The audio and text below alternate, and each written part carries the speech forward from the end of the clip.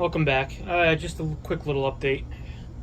Our color DMD comes tomorrow, so we'll have time to, when tomorrow comes, and I have time in the evening, we'll definitely be hooking that up, because I want to get that going. I'm not anxious, I'm excited to see how that turns out. Also, that way we could start doing our tests and all that other good stuff, because we'll have a DMD we could see. For tonight, in a limited amount of time, I just did a little bit of housekeeping. As you can see here, our knocker coil, the purple wire broke off. So what I did was, well, I soldered it back on. We did that. I added a screw. There was a screw missing from the bracket. Now it's nice and steady. I don't think it was cut. A lot of times you'll see people cut wire off the coil to disable the coil. You know, if a transistor's shorted or something and the coil locks on when you turn the game on, that's the quick fix for taking care of that. Especially something like a knocker coil. Knocker coil, it's not integral to playing the game, and it's just something that they just want to, you know, quote unquote, fix real quick and be done with. A lot of times you also find knocker coils missing because they take the coil off the knocker and they use it for something up on the play field, even if it's not exactly the right coil. So. With that said, our knocker's fixed. We turn the game on, it doesn't lock on. I'll be back. See, so it's fine. That's not a problem there. Just, again, the wire probably broke off. It's fairly close to the shaker motor, so probably just from years and years of abuse, just popped off. But now it's back on. I like having my knockers in the game work. Something I enjoy hearing when we get the free game or the extra ball or whatever. So we did that. That took about 3 minutes. I didn't record myself doing it because I didn't know if I could do it without getting in the way. However, what I will record myself doing, if you'll bear with me, is I'm gonna fix our magnet board. Or not really fix. Quite frankly, I'm not even sure if the magnet board is broken. Here we go. Take our tripod over to our desk / bench. Zoom it out for you, right? Probably supposed to set this stuff up before I start doing things, right? There we are. Are we still looking at it? We're still looking at it, I think. All right. So we got our magnet board. I'll try not to bump the camera too much. We have our magnet board here. I've already taken the 3 transistors, and I shouldn't even say transistors.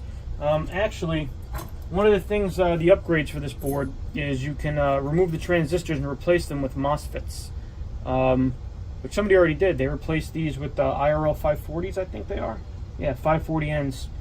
So somebody was already in here doing the work. That's not how this magnet board came. Somebody's already been in here doing things. So we already desoldered those. What I still have to do is I'm going to replace this IC. This IC here sometimes causes some issues. We're going to replace this cat. We already reflowed the solder on our headers. And if you look back here, looks like someone did some work on this. All this solder in here, before I reflowed these, was original. So I got a feeling that these are factory mods right here. This jumper here and this jumper here. You can see where somebody cut traces here and here, and then they put jumpers in. So it's probably a factory mod, I'm guessing. So we're going to leave that the way it is. What we will do now is we're going to desolder this IC here. And an interesting note, pin what would that be? Pin 2. Pin 2 is not soldered, or it's soldered very poorly. So that's also something I found interesting. I don't know how well you're able to see what I'm doing here. Obviously, you can't see this pin 2. If we bring it close, maybe you can. There you go, see? So we have pin 1 right here, and pin 2 is right above my index finger. That pin 2 is never soldered, but we're gonna get rid of this IC right now. So I have my my smaller diameter tip on my Hacko 808. I'm gonna go down.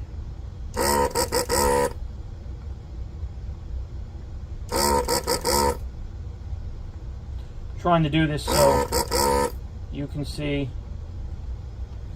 and I can see, which I don't know how well that's going to work out for us.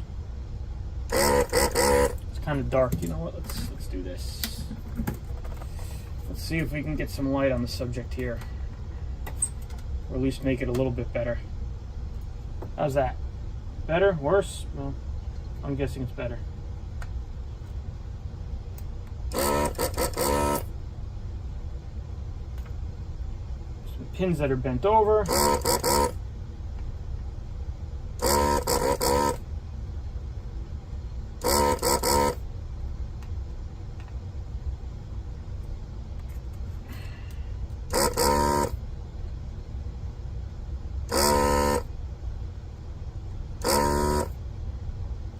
Have a desoldering gun and you do any kind of stuff in this hobby or soldering, you're really missing out. I've had this 808. It's a Hacko 808. I've had this forever. And as long as you take care of it and you clean it, these things will make short work of pretty much any soldering job or desoldering job you can throw at it. There you go, done. Usually these ICs, though these legs don't come out very easily, the easier way to do this a lot of times is to cut the pins, and then just pull the pins out and heat up each pin and pull it out. We're going to try not to do that. We're going to see if this bad boy will come out. Probably not. The reason a lot of times it won't come out is all these legs are bent out a little bit, so they hold the chip in. And I'm not going to get super technical and start bending chip legs in one by one on camera, because that's going to be this isn't boring enough. That's going to be even more boring. So let me cut away. I'll get this IC out, or I'll start to get it out, and I'll finish getting it out with you on camera, or with me on camera, you watching. How's that? All right, so I was only off camera for about 10 seconds. What I did was I took my chip puller and I very carefully came here without damaging this cap, and I started to just pull up, not pry, not using the fulcrum, but just pry freehand up a little bit, and it just started coming up. So I don't think it's going to be an issue. You want to be careful doing things like this. Again, this is something that I'm doing on my stuff. I wouldn't do it. I do board repair here and there, basic soldering stuff for people in the area. I don't do this on customer stuff. This is something I do on my stuff, because if I screw it up, it's on me. But just prying very gently like this, I don't recommend doing it. And the reason I don't recommend doing it is because sometimes if it's really stuck in there, it could start to lift through holes, the through hole plating. You want to be very careful of that. This is coming out pretty cleanly, but if you have an IC or a chip that's having a problem coming out, best practice is to clip it out and turn it over, maybe get a pan of ice or something, or some helping hands, heat up each leg and pull out each leg. Tedious, yes, especially if you're dealing with a 40-pin chip, but what's even more tedious is having to spend $200, $300, $400 on a new board, or doing super tedious trace repair when if you would have invested the time in the first place, you could have avoided it. So be very careful. You know, when it comes to like doing like PIAs and everything on boards, what I do is I clip them. I clip the legs, and then I heat up each leg and pull out each cut leg. Again, real pain in the neck, but it's a lot better idea. It's a lot easier. So we got that IC out, HC 273, which that's what this is. It's an HC 273. They have a silk screen right on the board for you. We have our new ICs right here. There we go. What I'm going to do though, right? Every time you replace an IC on a board, you should strive to socket it. All right? You should strive to socket it. We really don't want to solder chips directly to a board. Why? Well, here's why. Number one, if you ever have to replace that chip again, it's much easier to just pop it out of a socket and put it in another one. All right? Makes your life a lot easier. Number two is every time you heat one of these boards up, these aren't made to be heated up and heated again and again and again. All right? So if, in theory, if you were to have to replace a chip 10 to 15 times, which you shouldn't have to, there's a problem if you have to replace a chip 10 to 15 times. If you'd have to replace a chip 10 to 15 times, in theory, you'd be heating that board up 10 to 15 times. And each time you heat one of these up, the clock is ticking. It's not a matter of if you're going to wind up lifting a trace or if you're going to wind up damaging a through hole. It's a matter of when. And the less heat you have to apply to these boards and the less times you have to apply it, the better. Anyone who's done any kind of soldering or board work can speak to that from personal experience. Now, what I'm doing off camera here, you can't see, is I'm going through my sockets to see if I have a socket the right size. And I'm going to tell you right now, I don't think I do. I don't think I do. So let me do this off camera. Let me look around so you don't have to sit here while I look for sockets. And once again, this whole stopping the camera thing is really working out for me tonight. You guys are, it's lucky stuff. I have a socket, and not only it's a dual wipe socket. I like using dual wipe sockets. A dual wipe socket it has contact on both sides of the IC pin. If you can see that. That's what I like to use. I get dual wipe whenever I can. Makes it a little harder to put chips in, but if your legs are straight and you're pressing it home correctly, you should be good to go. It shouldn't damage anything. So we're going to take this. You can see our board right here. When we took it out, that's where the notch was, right here. The silk screen has the notch right there. We're going to take our nice little socket, and we are going to line it up right in there. I'm not looking. I'm trying to show you how to do it, and I'm not looking, which isn't working out very well. There we go. So there we go. We have a notch on our socket to show where that's supposed to go. If you can see that. And now we drove it home. What we're going to do now is I'm going to tack this in here. I'm sure there are those of you who do like professional electronic engineers, electrical engineers who do this for a living or do this and have degrees are probably screaming at the TV, telling me I'm doing some of this wrong. So be it. This is what's worked for me.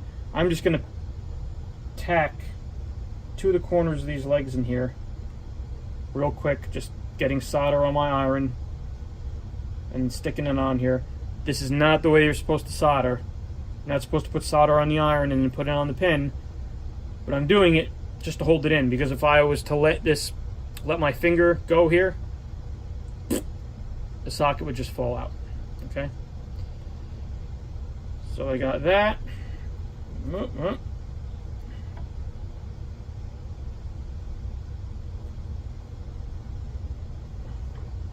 Now we'll put some solder on this guy to hold him in.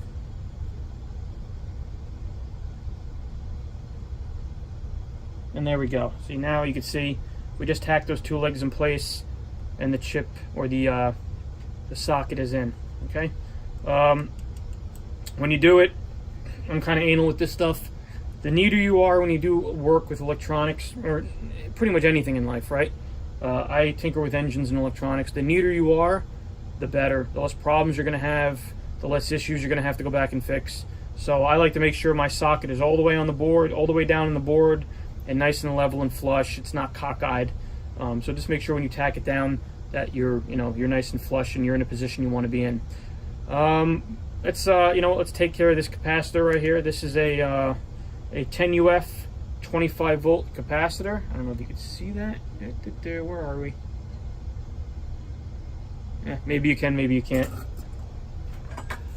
We'll pop him off right here while we're over here. Oop.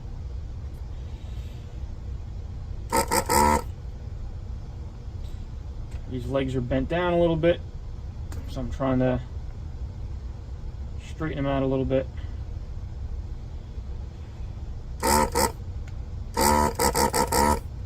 Okay, if you've never used a desoldering gun, basically the object is, if you hadn't realized, put it on there until it heats up.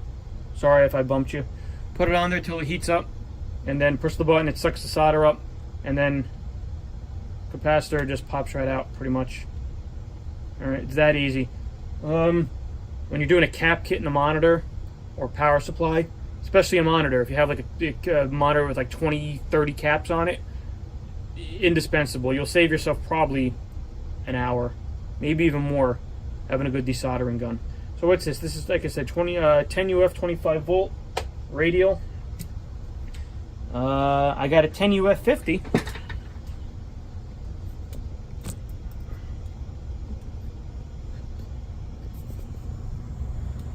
Right down there.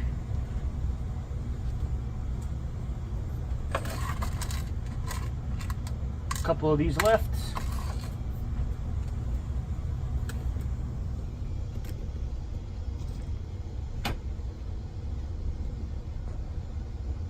Let's set you back up.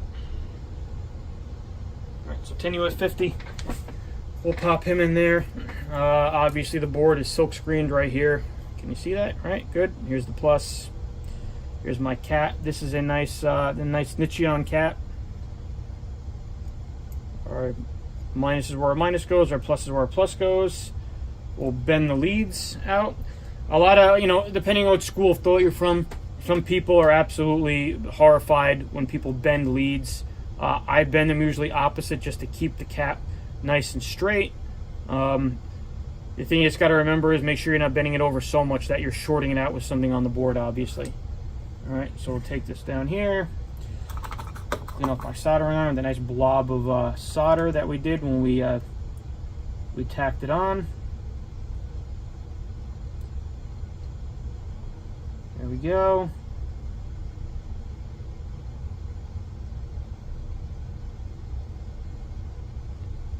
There we go.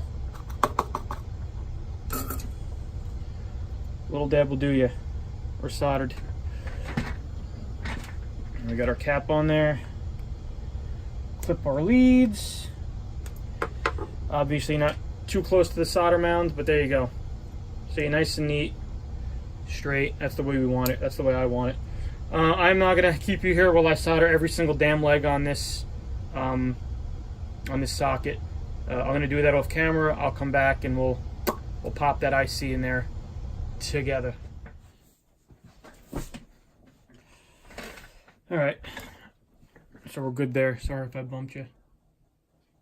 We have our soldered that in. I'm supposed to be using a smaller solder tip.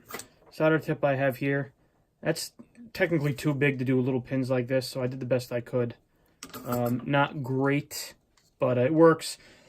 And when I do a nice solder a socket into a board, I always I buzz it out with a multimeter. I do a continuity check, all right, from the top, each pin to where it's supposed to go on the bottom, to make sure that everything is connected, nothing's bridged, everything's going where it's supposed to go, right? So there's our socket. I'm going to take one of our ICs right here. Came in a pack of 3 for next to nothing. Remove it from the foam. Now when you get a new IC, if you look, I guess that's the better way to show it to you, the legs are kind of splayed out. On the socket, the legs aren't splayed out. The legs are pretty vertical. So what I do is when I have a new IC, I'll take it on a hard surface and I'll just ever so slightly roll it a little bit. So I'm bending all the legs at once, a little more vertical, if that makes sense. All right. I don't go crazy, but now you can see how my legs are a little more vertical. If this thing's focusing, I have no idea. So we take it, we have our notch here on the top, we have our notch here on top of the socket. We're gonna line it up real good, the best we can. Actually, we could do with bending our legs in a little bit more. So here we go. We're gonna bend them in a little more. There we go. That should be enough.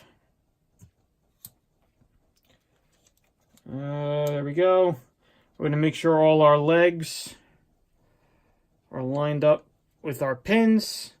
And we're going to do nice even pressure. Boom. And we're going to push home.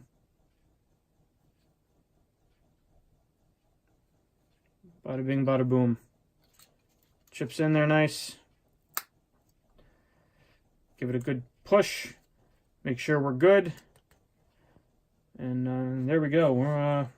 We're in there, and we're socketed, which is nice. So like I said, whenever you can, you should always socket an IC, a chip. Try not to just solder it right to the board. So what I'm going to do now is I'm going to change these guys. I'm going to put the new one, take these off and put the new ones along with a little bit of heatsink compound on our heat sinks. We're going to do that first, and then we're going to put them home right into the board, and we're going to solder them. You don't need to see me do that. It's not very exciting, and it's pretty self-explanatory. So we'll do that, and we'll come back. I took you off the tripod because, just real quick, put our new MOSFETs on, right? I didn't show that to you. They're all soldered on very nicely and easily. All you do is take the screw out and the nut off the back, and you bolt the MOSFET to the heatsink, and then you put the heatsink and the MOSFET into the board together, and you solder the MOSFET in. No one used a heatsink compound on the back of these. I don't know, maybe they don't get that hot, or maybe they just took a shortcut. They didn't have any. I put some on. I had some, and I put it on. That stuff gets everywhere, so if you're using heatsink compound, heatsink grease, just make sure you have a tissue or paper towel to clean up afterward. But that's done. The other thing too, they say you're supposed to put a 0.22 microfarad capacitor, which I don't have, between pin 10 and 11 on the magnet board IC. I didn't have it, so I didn't worry about it. If I find one, or I find that I need one, it's supposed to prevent the spurious magnet activation.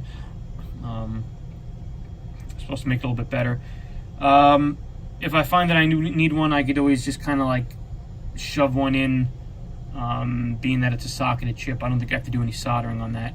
So I could just stick one in there. But for now, we're going to fly without it.